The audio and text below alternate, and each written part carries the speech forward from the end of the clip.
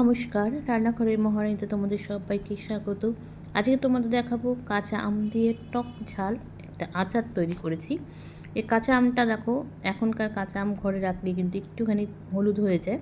এখানে বেশ কতগুলো কাঁচা আমকে একসঙ্গে কিন্তু ছাড়িয়ে লম্বা লম্বা করে পিস করে কেটে নিয়েছি। এখানে কিন্তু আটিটা নেই, আটিটা বাদ দিয়ে দিয়েছি। এবার এটাকে রান্না করব, কিভাবে করছি সেটা তোমাদের সাথে শেয়ার করছি।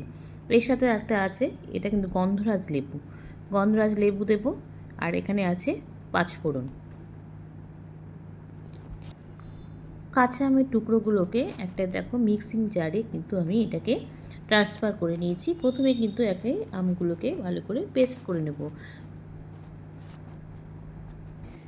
কড়াইতে তেল দেব না, এখন তেলটা না দিয়ে এখানে আগে যেহেতু আমের টক ঝাল মিষ্টি আচার তৈরি করছি, সেজন্য কিন্তু এখানে একটা ভাজা মশলা তৈরি করব। সে ভাজা মশলার জন্য এখানে নিয়েছি দেখো শুকনো লঙ্কা চিড়ে দিয়েছি, 2টো শুকনো লঙ্কা চিড়ে দিয়েছি, আর দেব পাঁচফোড়ন। এটাকে কিন্তু একদম শুকনো কড়াইতে ভালো করে নেড়ে নেব। মশলাটা কিন্তু আমার ভাজা হয়ে গেছে। এবার ওটাকে নামিয়ে নিয়েছি, ওটাকে ঠান্ডা করতে দিয়েছি। এবার ওই কড়াইতে আমি কিন্তু তেল এখনও ব্যবহার করিনি, তেল কিন্তু ব্যবহার করব না। এবার এখানে যে আমটা আমি পেস্ট করে রেখেছি সেটাকে কিন্তু আগে আমি ঢেলে দিলাম। এবার এটাকে ভালো করে কাচিয়ে নেব। এবার এই আমটা কিন্তু এবার আস্তে আস্তে এখানে জাল হবে। আমটা জাল হচ্ছে, এবার এখানে কিছু গুঁড়ো মশলা দিয়ে দিচ্ছি।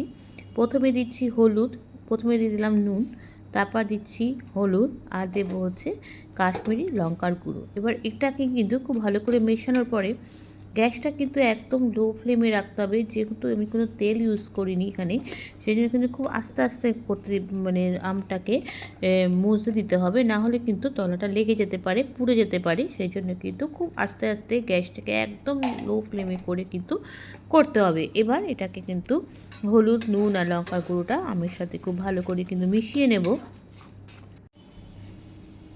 এবার এখানে মিষ্টি দেব। মিষ্টি বলতে আমি এখানে কিন্তু প্রথমে আখের গুড় দেব। আখের গুড় আর চিনি দুটো মিশিয়ে করব। এবার প্রথমে আখের গুড় দিয়ে দিচ্ছি, তারপর চিনি দেবো। এবার মিষ্টিটা আবার যখন কড়াইতে দিয়েছি, যত চিনিটা গলবে তখন কিন্তু আমটা আর একটু জলীয় জলীয় ভাব হয়ে যাবে। সেই জন্য কিন্তু এটা টানতে বা মজতে কিন্তু অনেক সময় লেগেছে। খুব আস্তে আস্তে যেহেতু করতে হয়েছে। এবার গুড় দিয়ে দিয়েছি, দেখো দেওয়ার পরে কিন্তু এখানে কাঁচা আম কিন্তু বেশি টকই হয়, আবার সব আম হয় না, কিছু কিছু আম বেশ টক হয়।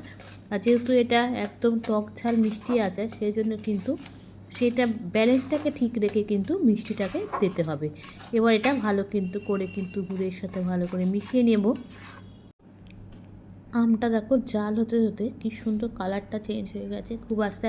কয়েকটা কিন্তু আমের টুকরো একটুখানি গোটা গোটা আছে, ওটাও কিন্তু ভালো লাগে। ওই জন্য আমি কিন্তু পুরোটা একদম মিহি করে পেস্ট করিনি, সেজন্য কিন্তু একটু আস্তে আস্তে রেখে দিয়েছি।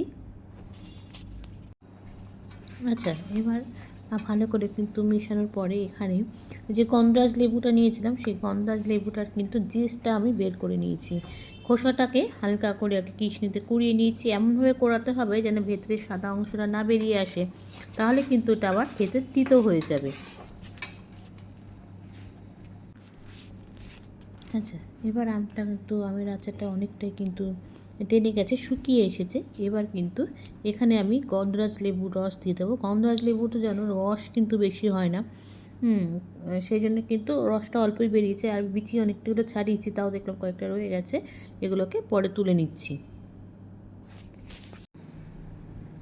আমার কিন্তু আমের টক ঝাল মিষ্টি আচারটা একদম রেডি হয়ে গেছে। ঠান্ডা হলে কিন্তু এটা আরও টেনে যাবে। এবার কিন্তু এটা নামিয়ে নেব। তাহলে দেখতে পেলে খুব সহজেই কিন্তু তৈরি করে ফেলেছি আমি। বেশিক্ষণ সময় লাগেনি, শুধু একটু জাল দিতে হয়েছে আস্তে আস্তে। তোমরাও কিন্তু এভাবে বাড়িতে করে অনেক দিন কিন্তু স্টোর করে রাখতে পারো। আমাকে জানিও লাইক, কমেন্টস আর শেয়ারের মাধ্যমে। তোমরা যারা আমার চ্যানেলটিকে সাবস্ক্রাইব করে আমার সঙ্গে রয়েছো, তাদের জন্য রয়েছে অসংখ্য অসংখ্য ধন্যবাদ। আর যারা করোনি তারা প্লিজ চ্যানেলটিকে সাবস্ক্রাইব করে আমার সঙ্গে থেকো। তোমরা সবাই সুস্থ থেকো, সাবধানে থেকো, ভালো থেকো। চলি, টাটা। দেখা হচ্ছে পরবর্তী নতুন কোনো রেসিপিতে তোমাদের সঙ্গে।